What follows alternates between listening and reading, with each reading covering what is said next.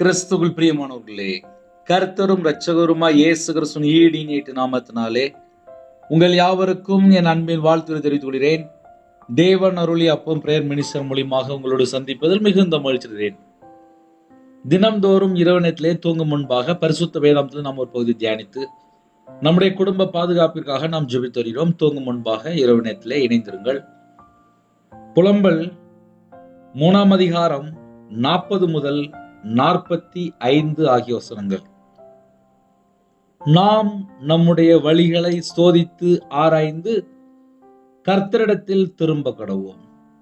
நாம் நம்முடைய கைகளோடு கூட நம்முடைய இருதயத்தையும் பரலோகத்தில் இருக்கிற தேவனிடத்திற்கு ஏறெடுக்க கடவோம். நாங்கள் துரோகம் செய்து கலகம் பண்ணினோம், ஆகையால் தேவரீர் மன்னியாதிருந்தீர். தேவரீர் கோபத்தால் மூடிக்கொண்டு எங்களை தப்பவிடாமல் பின் தொடர்ந்து கொண்டீர். ஜெபம் உட்பிரவேசிக்க கூடாதபடிக்கு உம்மை மேகத்தால் மூடிக்கொண்டீர். ஜனங்களுக்குள்ளே எங்களை குப்பையும் அருவருப்பும் ஆக்கினீர். ஹல்லேலூயா. கிறிஸ்துவில் பிரியமானவர்களே, இரவு நேரத்தில் இன்னைக்கு செய்தி என்ன அப்படின்னா, நாம் நம்முடைய வழிகளை சோதித்து ஆராய்ந்து கர்த்தரிடத்தில் திரும்ப கடவோம். அப்ப கர்த்தரிடத்தில் திரும்பும்போது நம்முடைய வழிகளை சோதித்து ஆராய்ந்து கர்த்தரிடத்தில் திரும்ப வேண்டும். 365 நாளும் நம்முடைய வாழ்க்கை கர்த்தருக்கு பிரியமானபடி இருக்கா அப்படின்னு சொல்லி ஒரு சின்ன ஒரு கேள்வி கேட்டால் எல்லா பிள்ளைகளுமே உடனே உட்காந்து யோசிக்க ஆரம்பிச்சிருவாங்க. சில குடும்பத்தில் சொல்லுவாங்க, பிரதர் நான் கர்த்தரை விட்டு தள்ளி போயிட்டேன் பிரதர் அப்படிம்பாங்க. ஒவ்வொரு குடும்பத்திலையும் ஒவ்வொரு காரியம் உண்டு. இரவு நேரத்தில் செய்தி என்ன அப்படின்னா, நம்முடைய வழிகளை சோதித்து ஆராய்ந்து, நம்முடைய வழிகளை சோதித்து ஆராய்ந்து பார்க்கும்போது தான் நான் இன்னும் கர்த்தருக்கு முன்பாக எவ்வளவு குறை உள்ள ஒரு பாத்திரமா இருக்கிறேன், இன்னும் எந்தெந்த காரியத்திலே நான் கர்த்தர் பக்கம் மனம் திரும்ப வேண்டும், இன்னும் என்னுடைய வாழ்க்கையிலே எதெல்லாம் கர்த்தருக்கு முன்பாக பிரியமில்லாம இருக்கு, இதை நம்ம கொஞ்சம் ஆராய்ந்து பார்க்கணும். கர்த்தருடைய பிள்ளைகள், வசனத்தை தெரிந்த பிள்ளைகள் துரோகம் பண்ணும்போது, வசனத்தை தெரிந்த பிள்ளைகள் கலகம் பண்ணும்போது தேவரீர் மன்னியாதிருந்தீர் என்று எழுதப்பட்டிருக்கு. புலம்பல் 3 அதிகாரம் 42 வசனத்திலே. அப்ப சில குடும்பம் வசனம் தெரியும், தெரிந்து துரோகம் பண்ணிட்டு இருப்பாங்க. சரி, அப்படின்னா என்ன பிரதர் அப்படின்னு சொல்லி நம்ம மக்கள் உடனே கேட்பாங்க. விக்கிரகத்துக்கு போகக்கூடாது, சிலை வழிபாடு இருக்கக்கூடாது, இப்படி எல்லாமே தெரியும். ஆனா மக்கள் எங்க போயிருப்பாங்க? அங்கதான் போயிருப்பாங்க. எதை செய்யக்கூடாதுன்னு சொல்றாங்களோ அந்த இடத்துக்குள்ள போய் சிக்கிக்கிட்டு, அப்புறம் எனக்கு முடியல, அப்புறம் எனக்கு பிரச்சனை தீரல, அப்புறம் எனக்கு கட்டப்பட்ட நிலைமையில இருக்கேன், எனக்கு ஒரே தடையா இருக்கு, ஒரே போராட்டமா இருக்கு, ஜெபிக்க முடியல, கையில பைபிள் எடுத்து வாசிக்க முடியல, ஐயோ அப்படின்னு சொல்லி உட்காந்து புலம்பிட்டு இருப்பாங்க. இதுக்கு பின்னாடி என்ன காரணம் அப்படின்னு சொல்லி பார்க்கும்போது, ஒரு குடும்பம் கர்த்தரை விட்டு தள்ளி போகும்போது அவங்க எங்கெல்லாம் போய் சிக்கி கொள்றாங்க அப்படின்னு சொல்லி பார்க்கும்போது, விக்கிரகத்துக்குள்ள போய் சிக்கி கொள்றாங்க, பொய்யா வாழ்ற ஜனங்களோடு போய் சிக்கி கொள்றாங்க. ஒரு குடும்பம் கர்த்தரை விட்டு தள்ளும் போதுதான், கர்த்தரை விட்டு வழி விலகும் போதுதான், கர்த்தரை விட்டு வழி விலகி போகும்போதுதான் அவனோட வாழ்க்கையில பிரச்சனையே ஆரம்பிக்கும். என் வாழ்க்கையில எனக்கு அப்படிதான்பா பிரச்சனைலாம் வந்திருக்கு, ஏன்னா நான் அனுபவிச்சிருக்கேன், நான் சொல்றேன். எனக்கு கர்த்தரை விட்டு தள்ளி போய் அப்புறம் என் வாழ்க்கையில பெரிய பிரச்சனை வந்ததுக்கு அப்புறம் என்ன பிரச்சனை வந்துச்சு, எப்படி வந்துச்சு அப்படின்னு சொல்லி உட்காந்து யோசிச்சுட்டு இருப்பேன். காரணம் என்னன்னு சொல்லி பார்க்கும்போது கர்த்தரை விட்டு வழி விலகி இருப்பேன். அப்போ ஒரு குடும்பம் கர்த்தரை விட்டு வழி விலகும் போதுதான் பிரச்சனை வருது. அந்த பிரச்சனை எப்படிப்பா இருக்கு, அது என்ன பிரச்சனை அப்படின்னு ஒருவேளை யாராவது தெரிந்து கொள்ளணும்னு நினைச்சீங்க அப்படின்னா, 2 கொரிந்தியர் 6ஆம் அதிகாரம் 14-18 ஆகிய வசனங்கள் எழுதப்பட்டிருக்கு. புதிய ஏற்பாட்டில் 250வது பக்கம் 2 கொரிந்தியர் 6:14-18 ஆகிய வசனங்களிலே எழுதப்பட்டிருக்கு. ஏன்னா இன்னைக்கு உள்ள செய்தி என்ன அப்படின்னா, நாம் நம்முடைய வழிகளை சோதித்து ஆராய்ந்து. இப்ப நம்முடைய வழிகளை சோதித்து ஆராய்ந்து எங்க போய் தேட போறோம்? 365 நாள் எங்கெல்லாம் தப்பு பண்ணிருக்கோம் எப்படி தெரியும்? அதை எப்படி கண்டுபிடிக்கலாம்? இப்போ போன மாசம் வீட்டுல ஒரு பொருளை காணோம், இல்ல வீட்டுல ஒரு பொருளை வச்சுட்டு மறந்துட்டோம். இன்னைக்கு நம்ம திடீர்னு தேடுறோம். போன மாசம் இந்த செல்ஃப்ல தானே வச்சோம், பீரோல தானே வச்சோம் அப்படின்னு சொல்லி போய் தேடி பார்த்தா அங்க இருக்காது. அப்ப வேற எங்க வச்சிருப்போம் அப்படின்னு சொல்லி யோசிச்சுட்டு இருப்போம். அதே போல 365 நாளும் கர்த்தரை விட்டு வழி விலகுறோமா, இல்ல எங்கேயாவது மிஸ்டேக் இருக்கா, அதை எப்படி கண்டுபிடிக்கலாம்? அதை கண்டுபிடிச்சா மட்டும்தான் நம்ம கர்த்தர் பக்கம் மனம் திரும்புறோம்னு அர்த்தம். நாம் நம்முடைய வழிகளை சோதித்து ஆராய்ந்து கர்த்தரிடத்தில் திரும்ப கடவோம். கர்த்தரிடத்தில் திரும்பணும் அப்படின்னா நாம் நம்முடைய வழிகளை சோதித்து ஆராய்ந்து. அப்ப சோதித்து பார்க்கணுமா, டெஸ்ட் பண்ணி பார்க்கணுமா? நம்ம கடையில ஒரு 1/2 லிட்டர் பால் வாங்குறோம் அப்படின்னா அந்த பால் கையில வாங்கினதுக்கு அப்புறம் டேட் போட்டிருக்கா, இன்னைக்கு டேட்டா, அது எக்ஸ்பிரி எப்ப முடியுது, எல்லாம் பார்த்து செக் பண்ணி பணம் கொடுத்து வாங்கிட்டு வருவோம். அதே போல வீட்டுல வந்த உடனே அந்த பாலை உடனே காய்ச்சிருவோம், இல்லைன்னா கேட்டு போயிடும், இல்லைன்னா ஃப்ரிட்ஜில் தூக்கி வச்சிருவாங்க. ஒரு 1/2 லிட்டர் பால் வாங்கும் போது அதுக்கு என்னென்ன ப்ராசஸ் உண்டு அதை முதல்ல தெரிஞ்சுக்கணும். ஒரு பாலே இருக்கு அப்படின்னா காலையில காய்ச்சா மறுபடியும் மத்தியானம் இல்ல நைட்டுக்குள்ள இன்னொரு காய்க்கணும், இல்லை பால் கேட்டு போய் தெரிஞ்சு போயிடும். ஒரு பாலுக்கு இவ்வளவு காரியம் இருக்கு. அப்ப ஆவிக்குரிய வாழ்க்கையிலே நான் தேவனோடு தொடர்பு கொள்ற மகன், இன்னைக்கு என்னுடைய வாழ்க்கையில நான் கர்த்தரை விட்டு எங்க தள்ளி போயிருக்கேன், நான் எங்க குறையா இருக்கேன், என் வாழ்க்கையில சாட்சி எங்க கெட்டு போயிருக்கு, இத ஒரு குடும்பம் ஆராய்ந்து பார்க்க ஆரம்பிச்சாச்சு, சோதித்து பார்க்க ஆரம்பிச்சாச்சு, டெஸ்ட் பண்ணி பார்க்க ஆரம்பிச்சாச்சு.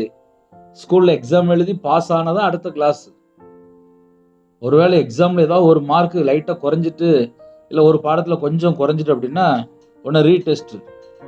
அந்த மறுபடியும் அந்த டெஸ்ட் எழுதி பாஸ் பண்ணி அதுக்கப்புறம் தான் அடுத்த கிளாஸ் போக முடியும். ஒரு புதிய வருஷத்துக்குள்ள நம்ம போகணும், அடுத்த வருஷத்துக்குள்ள நம்ம போகணும் அப்படின்னா இந்த வருஷத்திலே உள்ள நம்முடைய காரியங்கள், நம்முடைய வழிகளை சோதித்து ஆராய்ந்து. அது தேவையில்லாத ஃப்ரெண்டா இருக்கலாம், தேவையில்லாத நபரா இருக்கலாம், தேவையில்லாத யாருனாலும் இருக்கலாம். ஏன்னா சில குடும்பங்கள் கர்த்தரை விட்டு தள்ளி போனதுக்கு அப்புறம் அவனுடைய வாழ்க்கையில வேதனை மட்டும்தான் இருக்கும். அந்த வேதனை என்ன காரணம், என்ன காரியம் சொல்லி பார்க்கும்போது ஏதோ ஒரு இடத்துல கர்த்தரை விட்டு தள்ளி. இப்ப என் வாழ்க்கையில என் இருதயத்துக்குள்ள எனக்கு தெரியும், நான் 24 மணி நேரம் தேவனுக்கு முன்பாக எந்த இடத்துல இன்னும் நான் சீர் பொருந்த வேண்டும், குணப்பட வேண்டும். மனம் திரும்பி குணப்படுங்கள். அப்ப வேதம் நமக்கு என்ன கற்று தருகிறது அப்படின்னா, ஒரு குடும்பம் இரவு நேரத்திலே தூங்கும் முன்பாக தேவன் அருளிய அப்பம், மினிஸ்டர் மூலியமா யாரெல்லாம் இணைந்திருக்கிறீங்களோ, என் இருதயம் பரலோகத்தை சார்ந்திருக்கா, இந்த உலகத்தை சார்ந்திருக்கா, இல்ல குடும்பத்துக்குள்ளேயே போராடிட்டு இருக்கா, என் இருதயம் ஒரு நகையை சார்ந்தோ, ஒரு பணத்தை சார்ந்தோ, இல்ல ஒரு ஃப்ரெண்டை சார்ந்தோ, இல்ல தேவையில்ல விக்கிரத்தை சார்ந்தோ, எதை சார்ந்து இருக்கு? நாம் நம்முடைய வழிகளை சோதித்து ஆராய்ந்து கர்த்தரிடத்தில் திரும்ப கடவோம். அப்ப சோதித்து ஆராய்ந்தா மட்டும்தான் ஒரு புதிய வருஷத்துக்குள்ளே நாம் கால் எடுத்து வைக்கும் போது அது நமக்கு நிறைவாக இருக்கும். அப்ப நிறைவான ஆசீர்வாதம் நமக்கு வேண்டும் என்றால், நிறைவானதுக்குள்ள நம்ம போகணும் அப்படின்னா அதுக்கு முன்பாக நம்மை நாம் கொஞ்சம் ஆராய்ந்து டெஸ்ட் பண்ணி பார்த்தாச்சுனாலே போதும். அதான் கர்த்தரிடத்தில் திரும்ப கடவோம். 2 கொரிந்தியர் 6ஆம் அதிகாரம் 14-18 ஆகிய வசனங்களிலே அந்நிய நுகம் என்று எழுதப்பட்டிருக்கு. ஒரு குடும்பம் எப்போ பிரச்சனை ஆகுது அப்படின்னா, அவிசுவாசமான ஜனங்களோடு போய் பழகும் போது அவங்களுடைய வழிகள் ஃபுல்லா கெட்டு போயிரும், தாறுமாறா மாறிடும். நாம் நம்முடைய வழிகளை சோதித்து ஆராய்ந்து அப்படின்னா நான் பழகுற ஒரு குடும்பம் அவிசுவாசமான குடும்பமா, அநீதியான குடும்பமா, இருளான வாழக்கூடிய ஜனமா, பேலியாளா, இதை நம்ம கொஞ்சம் யோசித்து பார்க்கணும். 2 கொரிந்தியர் 6ஆம் அதிகாரம் 14, 15, 16 ஆகிய வசனங்களிலே அந்நிய நுகத்திலே அவிசுவாசிகளுடன் பிணைக்கப்படாதிருப்பீர்களாக, அந்நிய நுகம் அப்படின்னு சொல்லி எழுதப்பட்டிருக்கு. அவங்க யாருன்னா அவிசுவாசி. பிணைக்கப்படாதிருப்பீர்களாக. ஒரு குடும்பம் அவிசுவாசியோடு பிணைக்கப்படும் போது அந்த வீட்டுல பல லட்சங்கள் நஷ்டம் வரும். இது என் வாழ்க்கையில நான் அனுபவிச்சிருக்கேன்னு சொல்றேன். நான் ரியலாவே அனுபவிச்சிருக்கேன். அதனால அவிசுவாசி யாரு நல்லா தெரியும், அந்நிய நுகம்னா யாரு நல்லா தெரியும். சந்தேகம் இருந்தா கேளுங்க. 9363064181. அந்நிய நுகத்திலே அவிசுவாசிகளுடன் பிணைக்கப்படாதிருப்பீர்களாக. அந்நிய நுகத்துல போய் பிணைக்கப்பட்டதுக்கு அப்புறம் பல லட்சங்கள் நஷ்டப்பட்டு நிந்தைகள், அவமானங்கள், கண்ணீர், கடன் பிரச்சனை, நடுரோட்டுக்கு வந்துடுவான். விட்டா செத்து போயிடுவான்.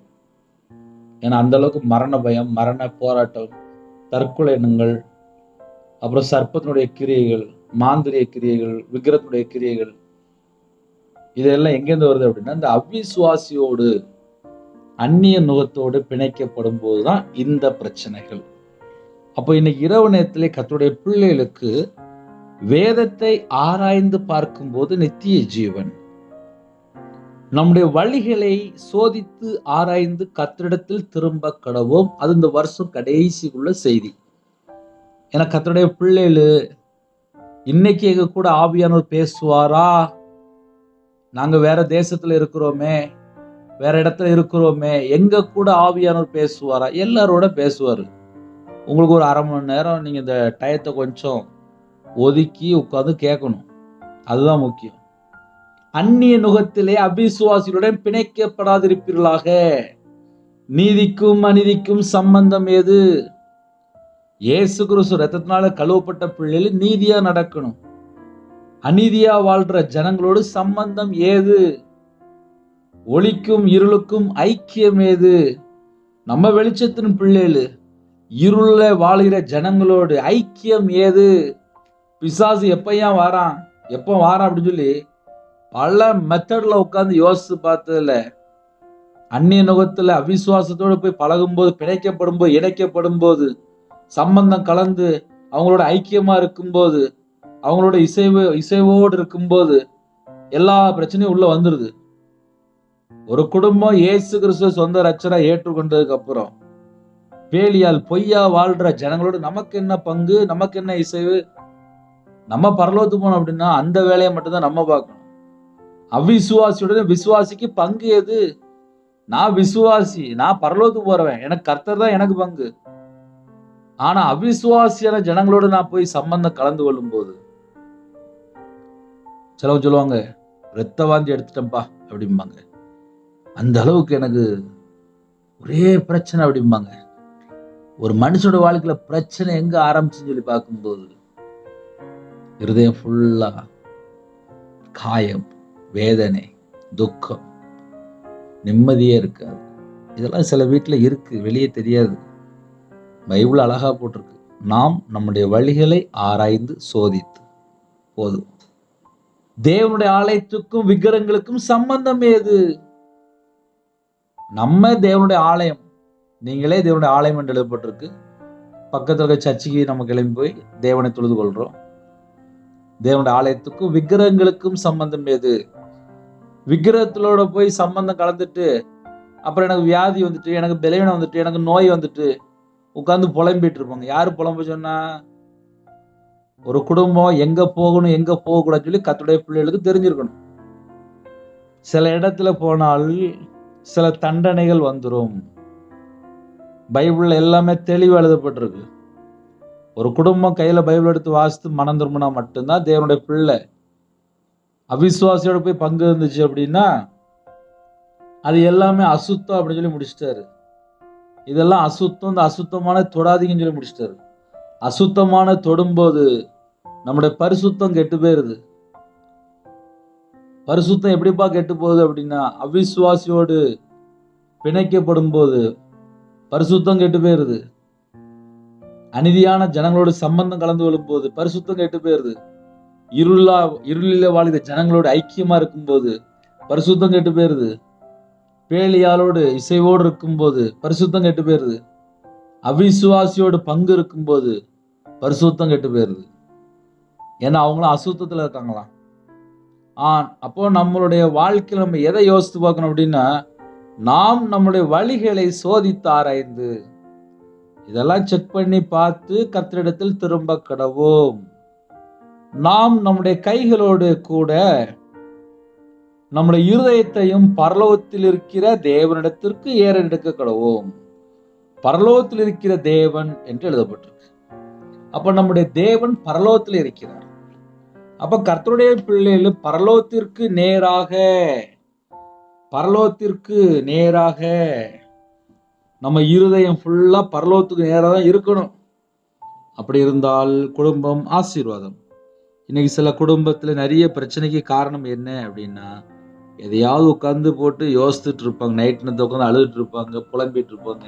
ஏன் நைட் உட்காந்து ஒரு 1000 ஸ்தோத்திர பலி சொல்ல வேண்டியதானே? தூக்கம் வரலையா? கையில பைபிள் எடுத்து உட்காருங்க. செல்போன் எங்கேயாவது ஒரு ஓரமா பீரோல வச்சு பூட்டிடுங்க. முழங்கால் நின்று ஜெபம் பண்ணுங்க. தானா தூக்கம் வந்துடும். நாம் நம்முடைய வழிகளை சோதித்து ஆராய்ந்து கர்த்தரிடத்தில் திரும்ப கடவோம். நாம் நம்முடைய கைகளோடு கூட நம்முடைய இருதயத்தையும் பரலோகத்தில் இருக்கிற தேவனிடத்திற்கு ஏறெடுக்க கடவோம். நாங்கள் துரோகம் செய்து கலகம் பண்ணினோம் அப்படின்னா என்ன அர்த்தம் அப்படின்னா, அவிசுவாசியோடு போய் பழகிட்டோம். அநீதியா வாழ்ற ஜனங்களோட போய் சம்பந்தம் கலந்துட்டோம். இருளிலே வாழ்கிற ஜனங்களோட ஐக்கியமா இருந்துட்டோம். பேலியாளோடு இசையோடு இருந்துட்டோம். அவிசுவாசியோடு பங்கோடு இருந்துட்டோம் அப்படின்னு சொல்லி சில குடும்பத்துல இப்படிதான் இருப்பாங்க. ஏன்னா பக்கத்து வீட்டுல போய் நல்லா உட்காந்து கதை பேசிட்டு இருப்பாங்க. அவங்க பார்த்தா விக்கிர வழிபாடுல இருப்பாங்க. அவிசுவாசமா இருப்பாங்க. கொள்ளை அடிச்சு சம்பாதிப்பாங்க, களவாண்டு சம்பாதிப்பாங்க. ஒரே பொய் பித்தலாட்டம் தான் இருக்கும். உண்மையா இருக்காது. வாயை திறந்த உண்மையா இருக்காது. அவங்கெல்லாம் யாருன்னா தேவனை அறியாதவர்கள். அப்படிப்பட்ட ஜனங்களோட நேரத்தை வேஸ்ட் பண்ணிக்கிட்டு அப்புறம் எனக்கு பிரச்சனை, எனக்கு போராட்டம் சொல்லி உட்காந்து புலம்பிட்டு இருப்பாங்க. கர்த்தருடைய பிள்ளைகள் எந்த இடத்துல உட்காரணும், எங்க உட்காரக்கூடாது தெரிஞ்சிருக்கணும். நாங்கள் துரோகம் செய்து தேவனுடைய வார்த்தைக்கு கீழ்ப்படியலைன்னா ஒரு குடும்பம் துரோகம் பண்ணிட்டு இருக்கணும். கலகம் பண்ணினோம். கர்த்தருடைய பிள்ளைகள் என்ன செய்யணும்? வசனத்திலும் ஜெபத்திலும் உறுதியா தரித்திருக்கணும். நான் பரலோகத்துக்கு போகணும், அதுக்கு நான் என்ன செய்யணும் அப்படின்னா, நான் கையில பைபிள் எடுத்து வாசித்து நான் ஜெபம் பண்ணி நான் தேவனை தேடிட்டு இருக்கணும். நாங்கள் துரோகம் செய்து கலகம் பண்ணினோம், ஆகையால் தேவரீர் மன்னியாதிருந்தீர். அப்ப எப்படிப்பட்ட லிஸ்டுக்குள்ள இருக்கிறாங்க அப்படின்னா, கர்த்தருடைய வார்த்தையை விட்டு வழி விலகி அந்நிய நுகத்துல போய் பிணைக்கப்படும் போது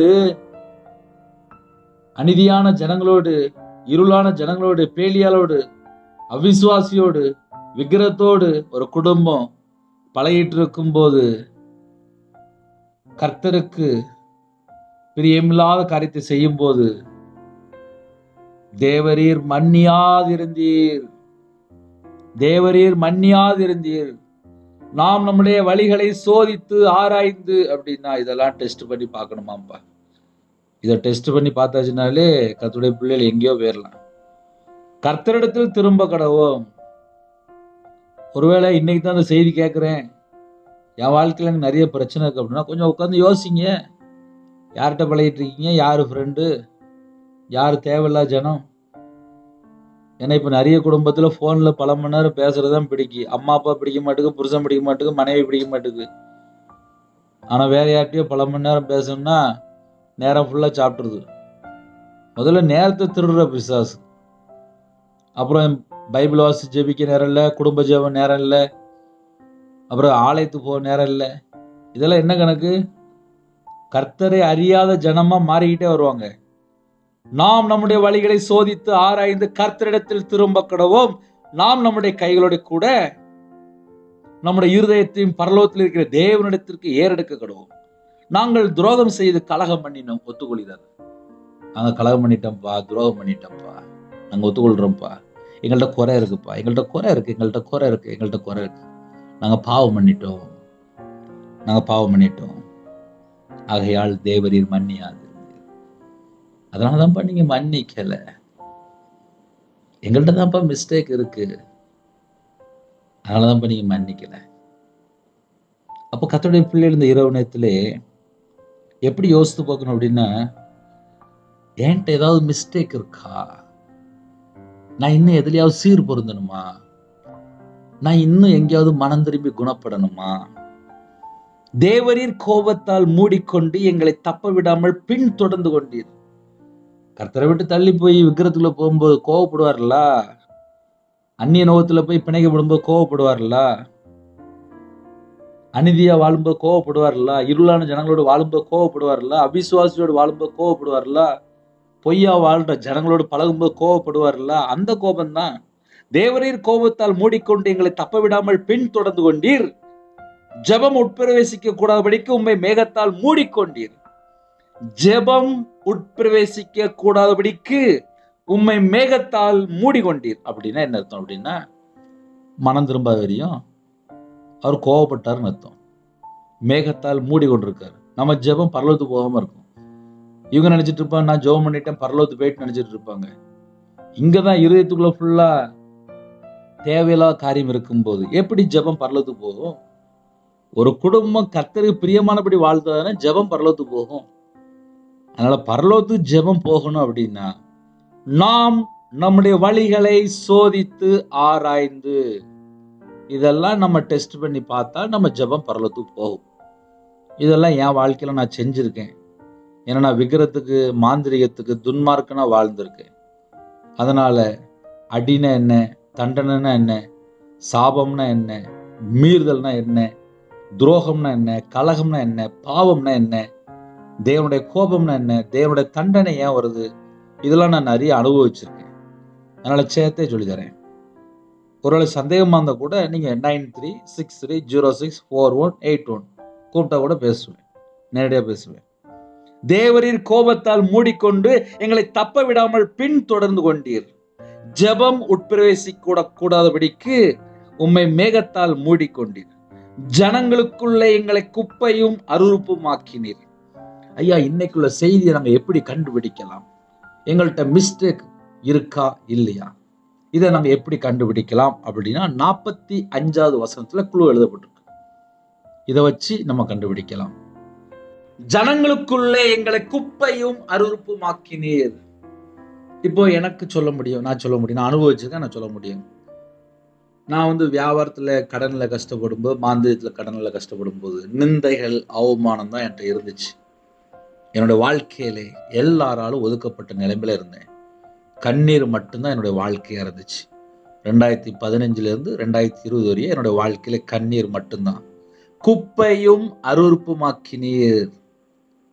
கையில பைபிள் எடுத்து வாசித்துக்கு அப்புறம் தெரியுது, தேவனை தொழுது கொள்ளணும் அப்படின்னா ஒரு மனுஷனுடைய இருதயத்துக்குள்ளே என்ன இருக்கணும், என்ன இருக்கக்கூடாது, வாழ்க்கையில எது தப்பு, எது தப்பானது, இது எல்லாமே கையில பைபிள் எடுத்து வாசித்து நான் கற்றுக்கொண்ட காரியங்களை அப்படியே பேசிட்டு இருக்கேன். ஜனங்களுக்குள்ளே எங்களை குப்பையும் அருவருப்புமாக்கினீர். வாழ்ற வாழ்க்கை தேவனுக்கு பிரியமானபடி இருந்தால், சொந்த ஜனமா இருந்தால் ஆசீர்வாதம், பரிசுத்த ஜாதின்னு சொல்லி போட்டிருக்கு, அழகா ஆசீர்வாதம் இருக்கு.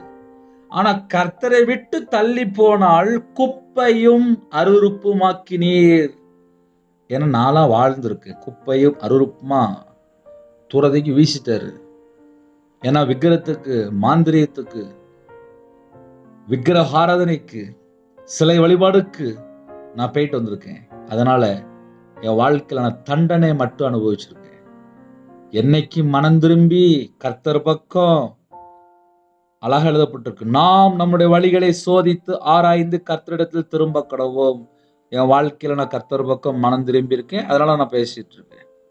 கர்த்தர் பக்கம் மனம் திரும்பும் போது ஜீவனை தந்தாரு, கிருபை தந்தாரு, பரிசுத்தவை தந்தாரு, அபிஷேகம் பண்ணினாரு, விடுதலை தந்தாரு, சமாதானம் தந்தாரு, குடும்பத்தை ஆசீர்வதிச்சாரு, பைபிள் காலேஜ் படிக்க வச்சாரு, சர்ச்சில் வேலை கொடுத்தாரு, வசனத்தை பிரசங்கம் பண்றதுக்கு போதிக்கிற அபிஷேகம் பண்ணாரு, தேவன் அருளி அப்போ மினிஸ்டர்ல தந்தாரு. இதெல்லாம் எப்பன்னு சொல்லி பார்க்கும்போது, பாவியா என் மேல கிருபையா இருங்கப்பா, தேவனுடைய பாதபிள்ளை சாஷ்டாகமா தாழ்த்தி அர்ப்பணிச்சு, அதான் வசனம் அழகா போட்டிருக்கு, நாம் நம்முடைய கைகளோடு கூட நம்முடைய இருதயத்தையும் பரலோகத்தில் இருக்கிற தேவனிடத்திற்கு ஏறெடுக்க கடவோம். உங்க இருதயம் பரலோகத்துக்கு நேரா, உங்க கை வானத்துக்கு நேரா கைகளை உயர்த்தி, நாம் நம்முடைய கைகளோடு கூட நம்முடைய இருதயத்தையும் பரலோகத்திற்கு தேவனிடத்துக்கு ஏறெடுக்க கடவோம். ஹல்லேலூயா. ஒருவேளை அண்ணே, ஜனங்களுக்குள்ளே எங்களை குப்பையும் அருவருப்புமாக்கினீர், இந்த வாழ்க்கை இதே போலதான் எங்க வாழ்க்கை இருக்குன்னு, எங்க வாழ்க்கை ஒரு குப்பை அருவருப்புமா தான் இருக்கு, நாங்க என்னன்னே செய்யணும்? 40வது வசனம் தான், அதான் ஃபார்முலா.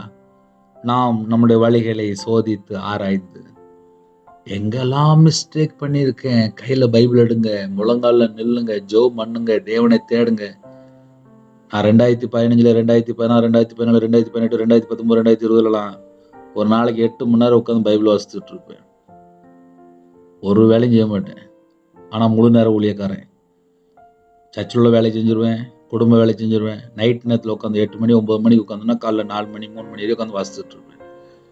கையில் பைபிள் எடுத்து வாசித்து எங்கெல்லாம் மனம் திரும்பணும், என் வாழ்க்கையில் எங்கெல்லாம் குறை இருக்கு, எங்கெல்லாம் நான் கர்த்தரை விட்டு தள்ளி போயிருக்கேன், வசனத்தை வாசிக்கும் ஆவியான பேசும்போது கண்ணீரோடு ஜெபிக்க ஆரம்பிச்சேன்.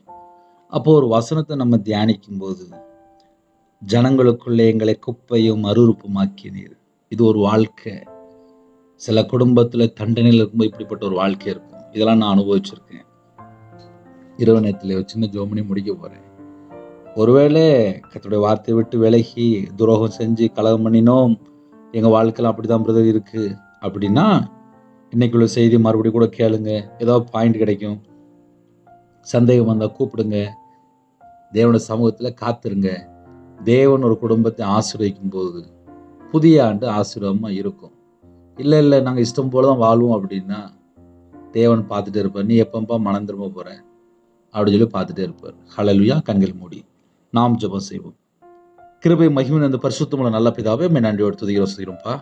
கர்த்தருடைய ஜீவனுக்குள்ளே எங்களை அர்ப்பணிக்கிறோம். என்னோட ஆவி, ஆத்துமா, சரீரம், சிந்தனை எல்லாவற்றும் ரத்த கொட்டைகளை வேலடைங்க. பிதா, குமாரன், பரிசுத்த நாமத்துல முத்திரை போடுங்க. எல்லா தடையெல்லாம் நீக்கி போடுங்க. எந்தெந்த குடும்பத்துல சாபத்துல, அக்கிரமத்துல, பாவத்துல, மீறுதல்ல வாழ்ந்துட்டு இருக்காங்களோ அவங்களோட எல்லா குறைகளெல்லாம் மன்னித்து உங்க பிள்ளைகளை பரிசுத்தப்படுத்தி நித்திய ஜீவனை தாங்கப்பா.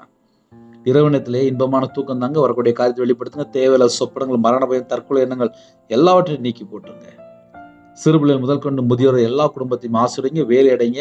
யாரெல்லாம் தூர தேசத்திலே அப்பா செய்தி கேட்டுக்கொண்டு இருக்காங்களோ அந்த குடும்பத்துடைய குறைகள், குற்றங்கள் எல்லாவற்றையும் மன்னிங்க. அந்த குடும்பத்துக்குள்ளே விடுதலை கட்டளையிடுங்க. நைட் ஷிஃப்ட்ல, நைட் நேரத்தில் டிரைவிங் லைன்ல அப்பா பஸ்ல போறாங்க, கார்ல போறாங்க, ட்ரெயின்ல போறாங்க, ஃபிளைட்ல போறாங்க, நைட் நேரத்தில் வேலை பார்க்குறாங்க, எல்லாருமே கர்த்தருடைய ஜீவனுக்குள்ள அர்ப்பணிக்கிறோம். உங்களுடைய கிருபை, உங்களுடைய பிரசன்னம், உங்களுடைய பாதுகாப்பு உங்க பிள்ளைகளோட கூட இருக்கட்டும். நைட் நேரத்தில் முன்னும் பின்னுமா தேவ தூதரை நிப்பாட்டுங்க. தவறான எந்த ஒரு பழக்கத்திலும் போகாதபடி கர்த்தர் வேலையடைங்க. கர்த்தர் கூட இருங்க. சரீரத்தில் பலவீனத்தோடு படுத்த படுக்கையில், ஹாஸ்பிட்டல், அவசர சிகிச்சை, எந்த நாட்டுக்குள்ள எந்த இடத்துல படுத்த படுக்கையில் பலவீனத்தோடு ஜெபிக்கணும், கர்த்தருடைய கரம் பிள்ளைகளை தொட்டு சுகமாக்கட்டும்பா. உங்களுடைய தலைமுறை கரத்தினால சுகமானிலன்னு வேதம் சொல்லிடுது. தொட்டு சுகமாக்கித்தாங்க. அவங்களோட பாவம், அவங்களோட அக்கிரமத்தை மன்னித்து குணமாக்கித்தாங்க. தேவன் அருளி அப்பம் பிரேயர் மினிஸ்டர் மூலமா இணைந்த குடும்பங்கள் இயேசு கிறிஸ்துவின் ரத்தத்தினாலே, இயேசு கிறிஸ்து நாமத்தினால ஆசீர்வதிக்கப்படட்டும். அப்பிரயோஜனமான ஊழியக்காரம்பா, இணைந்த குடும்பத்தை உங்களுடைய ஜீவனுக்கு அர்ப்பணிக்கிறோம். இரவு நேரத்திலே கற்பதனியா ஜெபிக்கிறோம். கர்த்தர் மனம் இறங்க. மாசமா இருக்காங்க, கர்த்தர் ஆசீர்வதிங்க. டெலிவரி போறாங்க, கர்த்தர் கூட இருங்க. வாலிப பிள்ளைகள் இணைந்திருக்காங்க, ஏற்ற துணைத்தாங்க. குடும்பம் ரட்சிக்கப்படணும். படிக்கிற பிள்ளைகள் உங்களுடைய பாதத்தில் அர்ப்பணிக்கிறோம். நல்ல எக்ஸாம்ல கிருபை செய்யுங்க. திருமணம் முடிந்ததுக்கு அப்புறம் நிறைய குடும்பத்துல கண்ணீர் வாழ்க்கை, கண்ணீரை துடைத்து பிள்ளைகளை பரிசுத்தப்படுத்தி குடும்பத்துல சமாதானம் தந்து விடுதலை தந்து ஆசீர்வதிங்க. எந்த குடும்பத்துல விக்கிரத்துல, மாந்திரத்துல, பிள்ளி சுனியத்துல, ஏவல்ல கட்டப்பட்டிருக்காங்களோ வலுசற்பத்தினுடைய கிரியைகள் எல்லாம் செத்த கிரியலாம் இயேசு கிறிஸ்துவின் ரத்தத்தினாலே, இயேசு கிறிஸ்து நாமத்தை சுட்டி அறியப்படும் ராஜா. எல்லா குடும்பத்தையும் கர்த்தர் பரிசுத்தப்படுத்தி உங்க ரத்தத்தினால கழுவி எல்லா தடையெல்லாம் நீக்கி, எந்த வீட்டுறவுமே எந்த ஆவியில் போராடி கொண்டிருக்கோ அந்த எல்லா சத்துரு கிரியெல்லாம் சுட்டு எறியப்படும் ராஜா.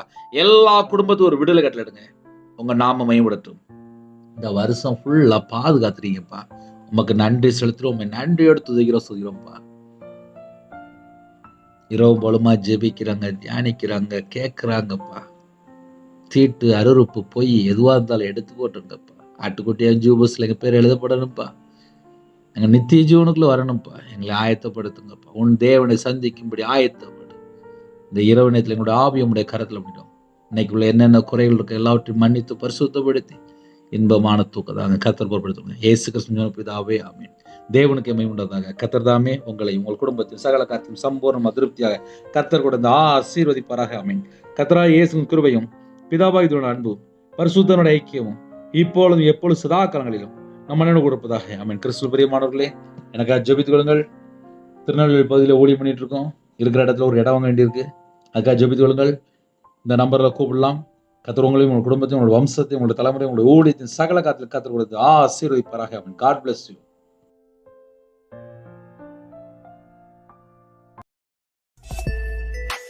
Thanks for watching. Please subscribe our channel.